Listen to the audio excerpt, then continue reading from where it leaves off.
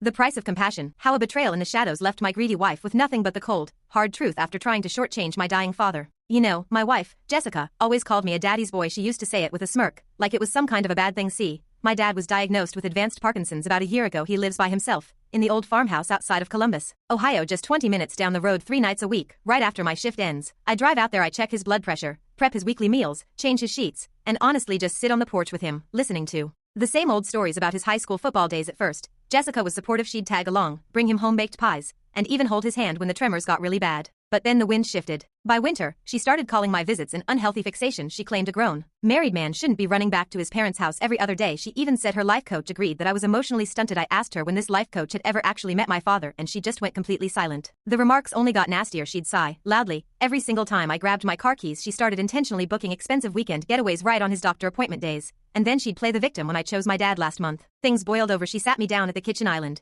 crossed her arms, and gave me an ultimatum, her or my father. She said she couldn't be playing second fiddle to a sick old man anymore, and that I had until the first of the month to grow up and cut my visits down to once a month. Her mother, Brenda, who had conveniently moved into our guest room under the guise of helping out for the holidays, backed her up completely. Brenda never liked me at our actual wedding rehearsal dinner. She openly told Jessica's bridesmaids that her daughter was settling for a guy on a middle management salary. I didn't argue with Jessica at the table. I just told her I needed a night to think about it. Around 2 in the morning, I couldn't sleep, so I got up to grab a glass of water. As I walked down the hall, I noticed the lights were still on in the home office and the door was slightly cracked. Jessica and Brenda were inside, talking in hushed, sharp whispers. I froze in the dark corridor. Brenda was saying, "Once the old man passes, that farm acreage is worth at least $500,000 since he trusts Liam with the executor rights. You just have to play the part a little longer." Then Jessica sighed and said, "I know, Mom, but his constant visits are driving me absolutely insane. I keep telling him to back off, but he won't." Brenda let out this dry, horrific chuckle. "Let him go. The more devoted he looks now, the cleaner the transition looks later. Honestly, the sooner he kicks the bucket, the better. Then you get the payout without any family drama." And Jessica, my wife, actually laughed. She whispered, "God, I hope it's soon. I can't keep faking the sympathy routine." I stood in that dark hallway, completely paralyzed. My chest felt tight,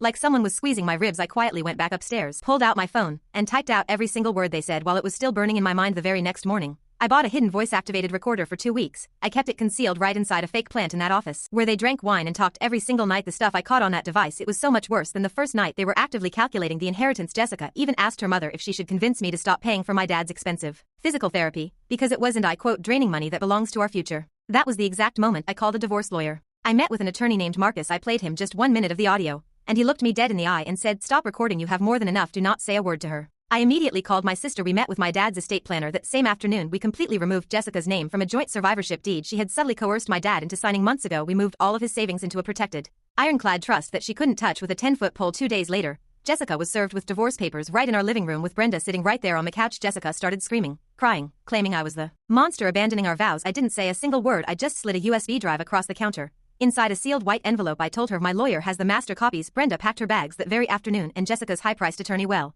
he completely stopped sending aggressive emails the exact day they listened to what was on that drive. My dad is still here. I still drive out to see him 3 times a week. Yesterday afternoon, he sat on the porch and told me that high school football story all over again, and this time, I listened to every single word.